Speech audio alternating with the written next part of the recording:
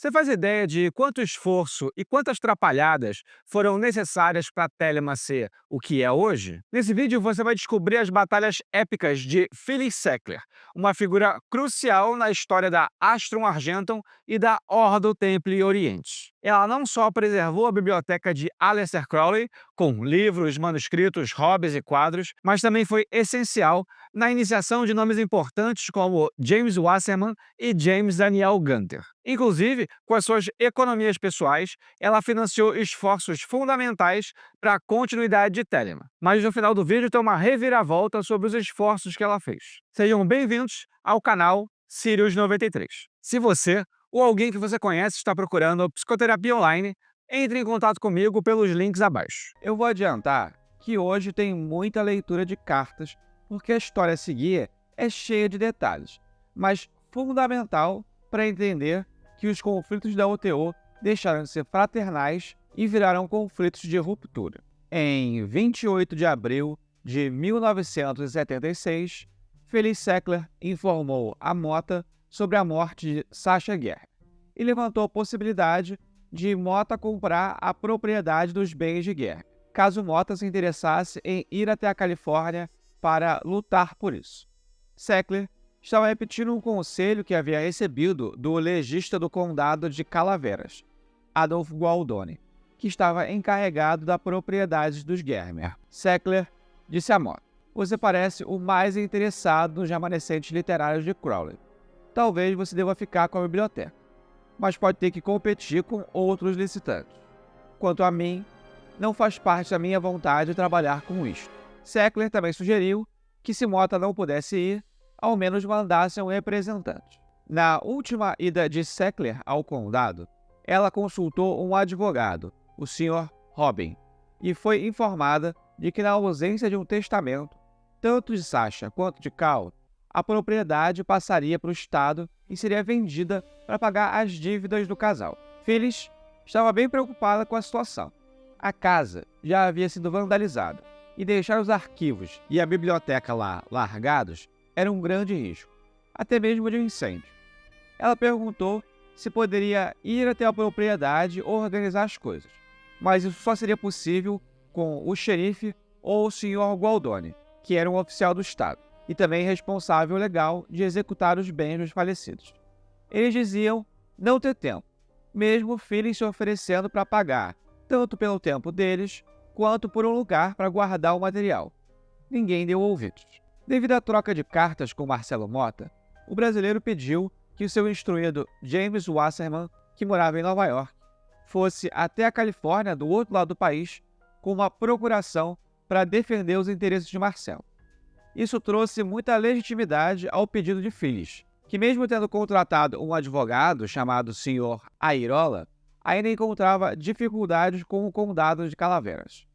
Wasserman trabalhava para a editora Weiser, especializada em livros ocultistas. Isso fez com que o comportamento do Sr. Gualdoni e do xerife mudassem perante o grupo. Nas palavras de Wasserman, em nossa correspondência e nas nossas conversas telefônicas memorizadas antes de eu ir para a Califórnia, Mota me aconselhou a expressar a Grady, Ellen e Phyllis que ele estava disposto a compartilhar a biblioteca com eles. Uma posição que ele também havia expressado em suas cartas para Phyllis e Ellen naquela primavera. O ponto não tão sutil era que ele acreditava estar no controle dela. Mota afirmou que todos os chefes de loja deveriam trabalhar juntos e ter cópias de tudo.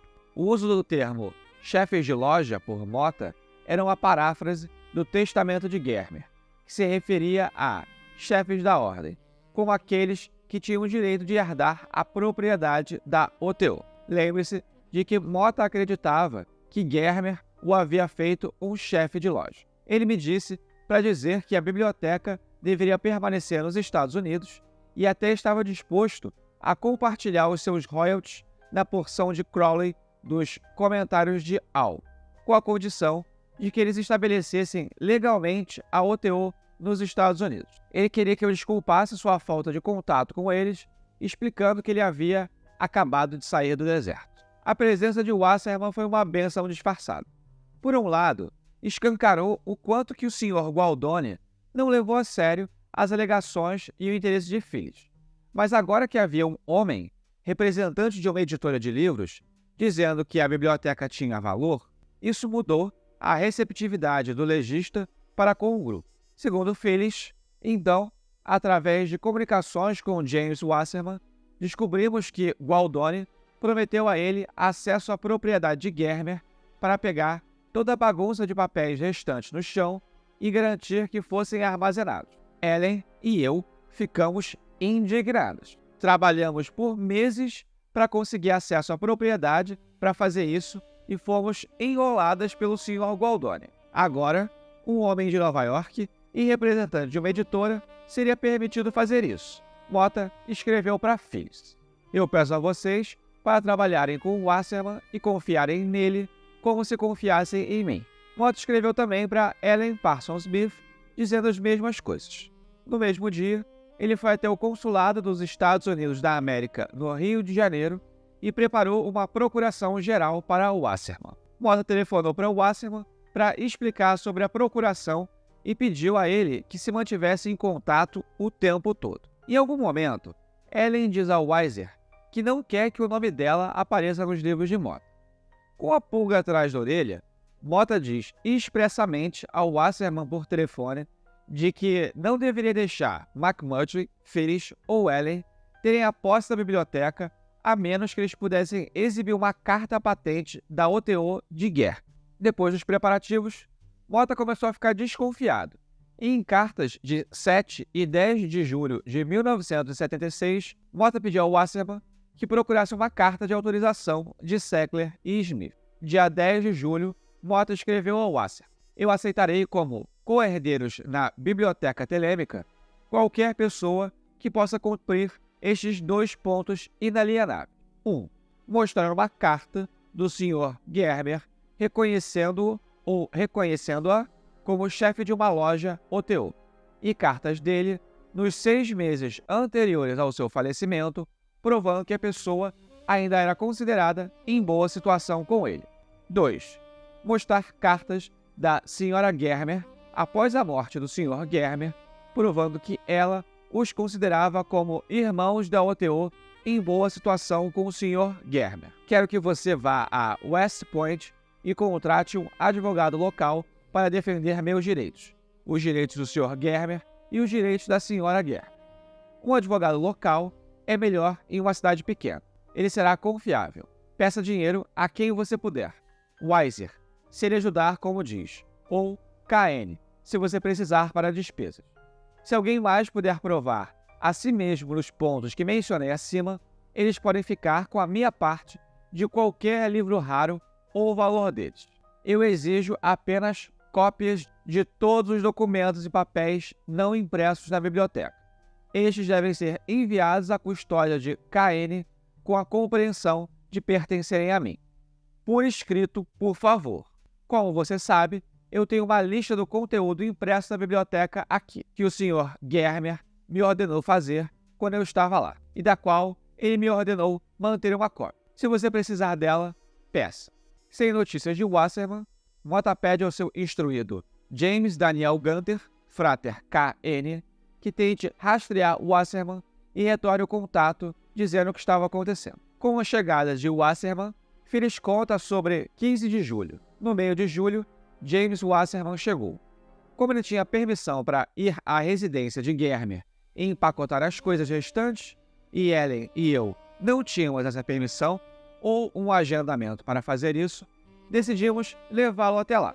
Isso foi conveniente para ele e tivemos um bom tempo juntos, enquanto todos nós dirigimos até a casa de Germer. James Wasserman se mostrou um sujeito muito charmoso e bastante simpático, mas eu notei uma expressão de surpresa no rosto do Sr. Gualdoni quando nos viu todos juntos lá. Ele também fez alguns comentários que não achava que éramos amigos e não esperava ver todos nós na casa. Passamos várias horas empacotando cada pedaço de papel que parecia importante para nós. Wasserman comentando e exclamando sobre isso e aquilo enquanto trabalhavam. Estava quente e desagradável, e a casa cheirava a ratos e morte.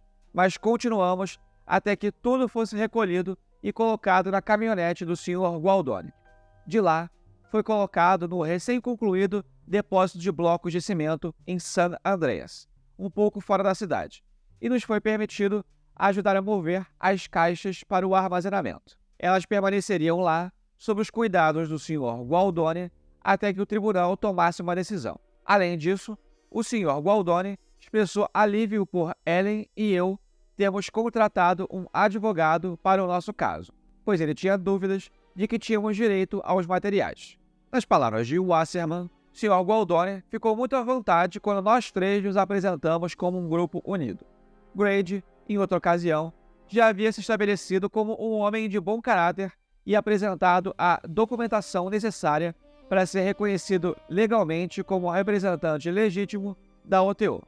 Eu havia informado ao Sr. Gualdoni, de Nova York, que representava Marcelo Mota, outro telemita com interesse na biblioteca. Ele nos deixou em casa para cumprir outras tarefas.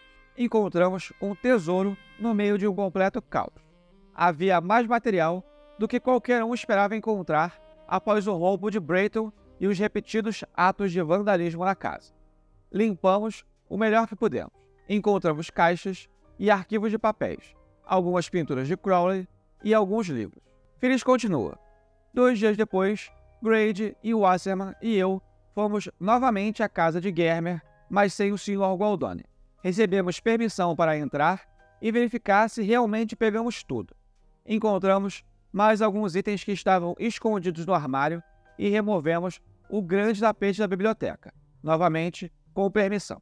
Grady fez um ritual de banimento e afirmou ter ouvido vozes dizendo obrigado várias vezes. É nesse ponto da história que Grady McMurtry senta para conversar com James Wasserman e, após ver os documentos e ouvir McMurtry, Wasserman decide que McMurtry tinha melhores credenciais que Mota em relação ao OTO. Em 18 de julho de 1976, Wasserman escreveu para Mota uma carta dizendo: "Estou aqui em Dublin, Califórnia, na casa de McMurtry, e feliz em informar que apossamo-nos dos restantes da biblioteca de Germer. Havia uma grande quantidade de material, maior do que esperávamos encontrar. Parece que todas as correspondências de Crowley que foram enviadas a Nova York quando ele morreu estão, na maior parte, intactas. O volume da correspondência de Germer também estava lá. Um achado totalmente inesperado foi um grande número, cerca de 25, de pinturas originais de AC, a maioria em excelente condição. Também algumas cópias de Liber Al, na edição de 1938, várias cópias de Ola, alguns fotolitos com o selo da OTO e algumas outras coisas, incluindo livros de ocultismo e gerais misturados. No total, havia 4 arquivos cheios e cerca de 15 a 20 caixas de papelão. Isso coincidia com a memória de Mota do conteúdo da biblioteca e significava que o primeiro roubo concentrou-se em material menos importante, mas mais rapidamente vendável. Levaria alguns dias até eles terem posse da biblioteca. Mas avisando a Mota de que eles tinham tomado posse, impedia a Mota de indicar outro procurador e tentar barrar a apropriação da biblioteca. Essa carta de Wasserman foi enviada no mesmo envelope com uma de McMurtry, datada de 21 de julho de 1976. McMurtry propôs um acordo a Mota. Grady aceitaria Mota como Premonstrator da AA, enquanto Mota aceitaria McMurtry como Califa, e escreveu a Mota: 3 vezes iluminado, 3 vezes ilustre e muito caro irmão. Faz o que tu queres, há de ser o tudo da lei. Você ficará feliz em saber que a confusão a respeito dos restos da biblioteca e bens literários de Aleister Crowley parece estar próxima do fim. Semana passada, Phyllis, Ellen Parsons Smith e eu viajamos a San Andreas, a sede do condado de Calaveras, e nos mostraram um material em depósito que há tempos foi resgatado da casa em West Point. Quinta-feira, Ellen, Phyllis e James Wasserman foram a West Point e ajudaram o depositário do município a remover os restantes dos materiais da biblioteca do depósito do município. Sábado, Phyllis, James Wasserman e eu fomos à casa em West Point e fizemos uma busca completa, usando uma lanterna para checar todos os cantos desocupados em busca de qualquer item esquecido. Proponho que você escreva uma carta para mim, pessoalmente, afirmando que você renuncia a toda pretensão de se tornar OHO da OTO com base no fato de ter assumido o grau 11 OTO. Também que você se abstém de publicar futuros manifestos relativos à OTO e nenhum falar nem comandar o outro. Wasserman também pediu a 2 outros instruídos de Mota, James Daniel Gunter e Richard Gurney, para virem até onde ele estava para confirmar as conclusões de Wasserman de que o grupo de McMurtry era confiável e as documentações verdadeiras. O combinado entre Wasserman, McMurtry e Phillips é de que Wasserman depois retornaria à Califórnia para fazer cópias dos documentos e enviar a Mota como ele havia pedido. No final das contas, esse acordo não vai ser cumprido. Se você está gostando do conteúdo do canal e quer apoiar meu trabalho, a partir de R$ 11 você pode se tornar um apoiador do canal através da plataforma Apoia-se e ter acesso a um grupo exclusivo de colaboradores no WhatsApp. Os links estão aqui embaixo. Tendo em vista a concordância dos interessados, dia 26 de julho de 1976, o Sr. Gualdoni deu entrada em uma petição à Corte Superior da Califórnia dizendo reconhecer Grady Lewis McMurtry como representante autorizado da OTO no momento da morte de Sasha.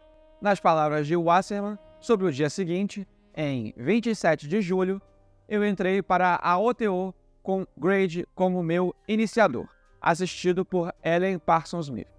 Gunter e Gurney entraram comigo. Enquanto Mota tinha dito a Dan para aceitar a iniciação se fosse oferecida, presumivelmente para obter credenciais para os futuros esforços da Sociedade Or do Templo e Oriente, de Mota, nos Estados Unidos, iniciados em maio de 1977 sob a liderança de Dan e Gurney solicitaram a iniciação com tanto entusiasmo quanto eu. Nós 3 concordamos que Grady era um líder espiritual legítimo. Nós todos fomos repreendidos quando Mota soube das nossas ações e conclusões. Phillips continua a história. No final de julho, o juiz decidiu a nosso favor, mas deixou para as decisões do Sr. Robin, Sr. Gualdoni e do Sr. Airola quais outros itens deveriam ser considerados parte do patrimônio de Crowley. Conferimos fora do tribunal sobre isso, e o Sr. Gualdoni admitiu que o anel de selo fazia parte da biblioteca. Mencionei que as 3 máquinas de escrever também faziam parte da biblioteca, e Grady disse que a grande máquina de escrever elétrica havia sido paga com fundos da ordem, mas fomos ignorados. Houve silêncio entre os 3 oficiais sobre esse ponto, e não pude deixar de pensar depois que deve ter havido também um conluio. Alguns dias após essa decisão, fomos notificados de que toda a papelada estava concluída e de que agora poderíamos ir ao local de armazenamento e remover todos os materiais.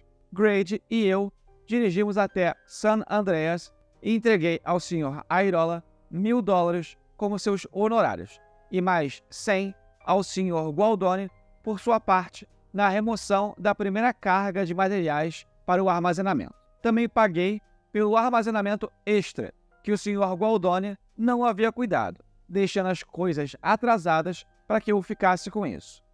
Todas as somas e muito mais saíram dos meus fundos pessoais.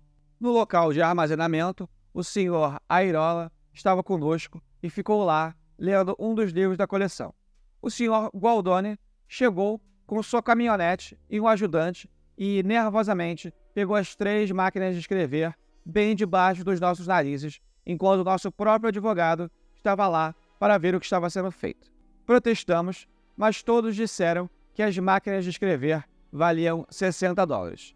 Não podíamos lutar e eu tinha em mente de que o anel de selo ainda não estava em nossa posse. Gualdoni e o ajudante saíram apressados e Grady e eu fomos autorizados a remover o que quiséssemos naquele dia em particular. Enchemos a minha caminhonete com coisas que achávamos que poderiam ser valiosas. E, a essa altura, eu estava desconfiada até mesmo do gerente dos galpões de armazenamento. Depois fomos ao escritório do Sr. Robin, onde deveríamos assinar um termo de liberação e o anel seria entregue a nós. O Sr. Robin gentilmente entregou o anel de selo para mim em seu escritório. E, enquanto esperávamos a liberação ser redigida, Grady recebeu o anel e prometeu cuidar bem dele. Quando a liberação ficou pronta, lemos e, após alguma hesitação, assinamos, pois liberava o estado da Califórnia de qualquer outra responsabilidade nesse caso. Eu estava tão cansada da luta que passamos que indiquei a Grady que talvez ele devesse assinar, e ele o fez. Mas agora acho que isso foi um erro, pois talvez pudéssemos ter exigido que as máquinas de escrever fossem devolvidas a nós ou não assinaríamos. Alguns dias depois, o grupo alugou uma van e retornou ao condado para pegar o restante dos materiais.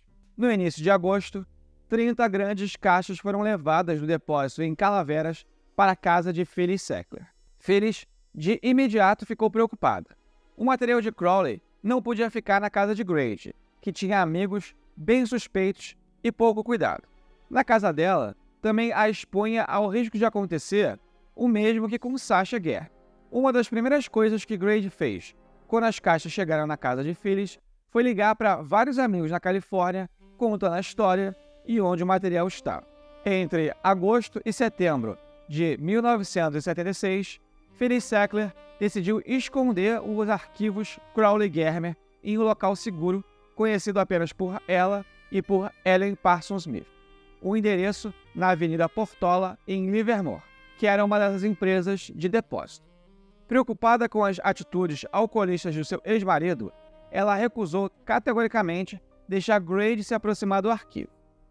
Em 11 de setembro de 1976, Phyllis Sackler escreveu para sua filha Lisa dizendo: Grady é incapaz de cuidar dos manuscritos originais de Crowley devido ao alcoolismo e ao fato de que muitos estranhos visitam sua casa em Berkeley, que são, em si mesmos, da turma louca e alcoólatra. Há também uma boa quantidade de drogas nesse circo. Com a ajuda de Ellen, Phyllis vendeu alguns livros raros duplicados da coleção para amortizar um pouco das despesas do depósito, que eram cerca de $500 por ano.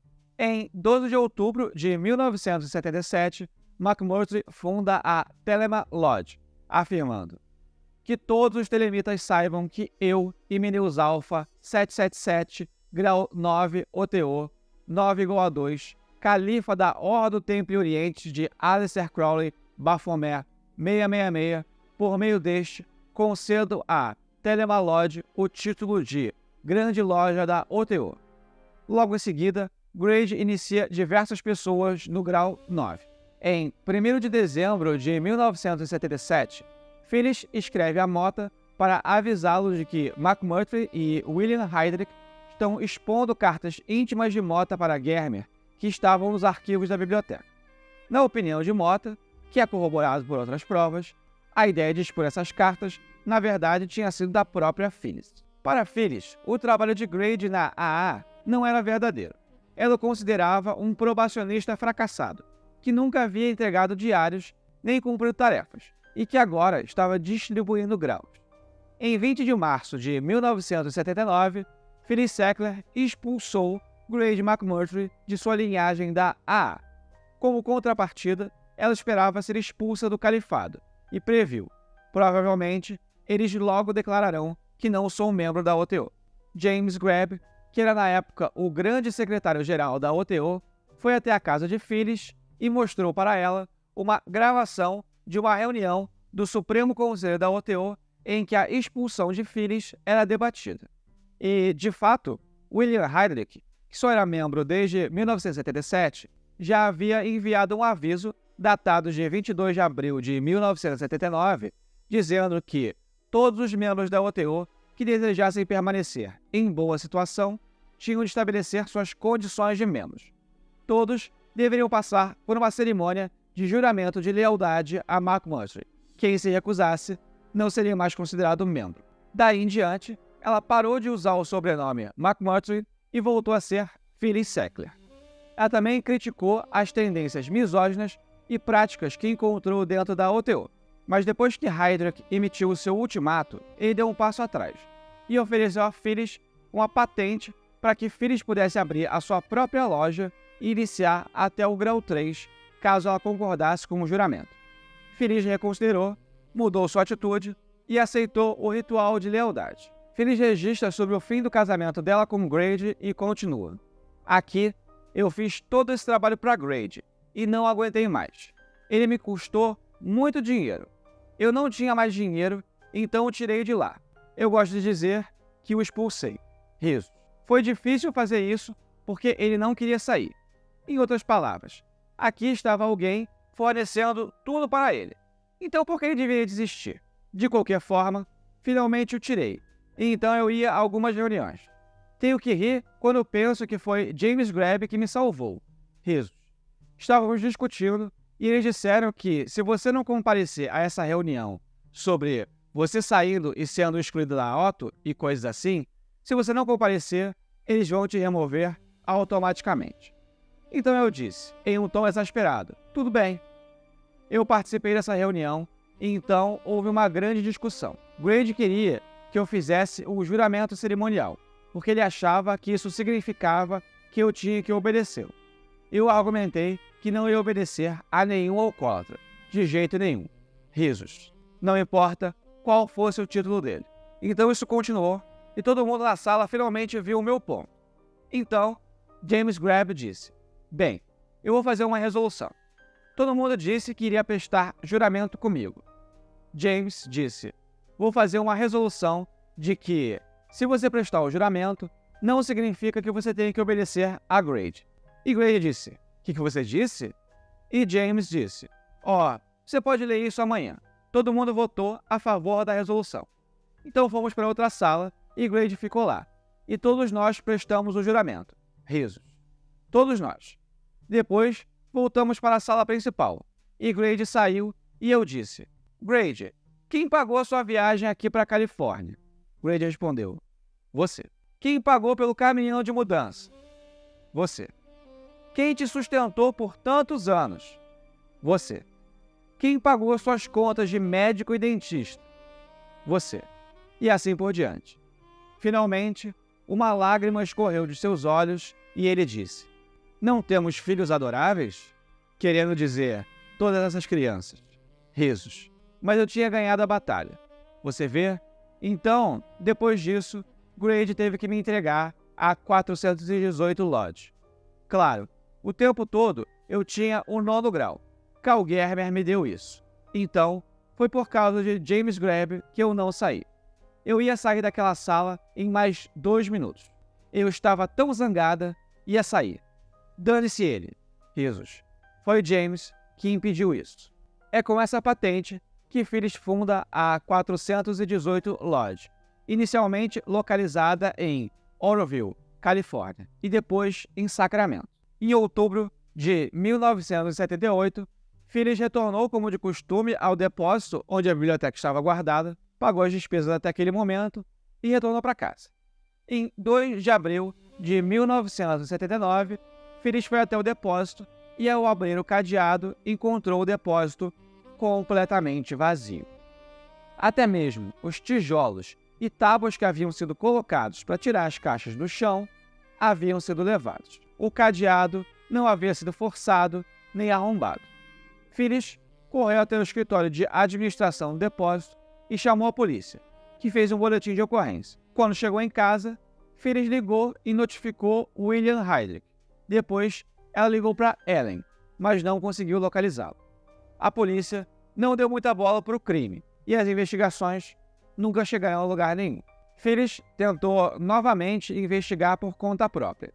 Ela sabia que menos de 10 pessoas haviam recebido o número 2 do volume 2 do seu periódico In the Continuum, em que ela contava a história do resgate do material da biblioteca e que havia colocado em um depósito longe da casa dela. É possível que alguém tenha ligado para o depósito na área e perguntado se havia algum registrado em nome de Phyllis McMurtry. Quando Phyllis alugou o depósito inicialmente, ela perguntou à administração se eles tinham o hábito de fornecer esse tipo de informação em ligações, e eles disseram que não. Entretanto, o depósito mudou de dono, e quando Phyllis perguntou novamente, disseram que era possível. O material da biblioteca Crowley Germer nunca mais foi recuperado. Muito obrigado a você que ficou até aqui. Eu precisei dividir o vídeo em algumas partes por conta do tamanho do conteúdo. Se for da sua vontade, curta o vídeo, comente o que você achou e compartilhe com quem gosta desse tipo de informação. A partir de R$ 11,00, você pode apoiar financeiramente o meu canal no Apoia-se, ter acesso a um grupo exclusivo de apoiadores no WhatsApp. O link para o Apoia-se está na descrição. Se você ou alguém que você conhece está à procura de psicoterapia online, você pode falar comigo pelo meu Instagram, e-mail ou por WhatsApp. Os links de todos os contatos estão na descrição. Além disso, eu também faço parte dos projetos do Calem, em especial do podcast Foco de Pestilência. Em breve, nesse mesmo canal, vai ao ar a continuação da história de Phyllis Sackler. Mais uma vez, obrigado a você que ficou até aqui e 93.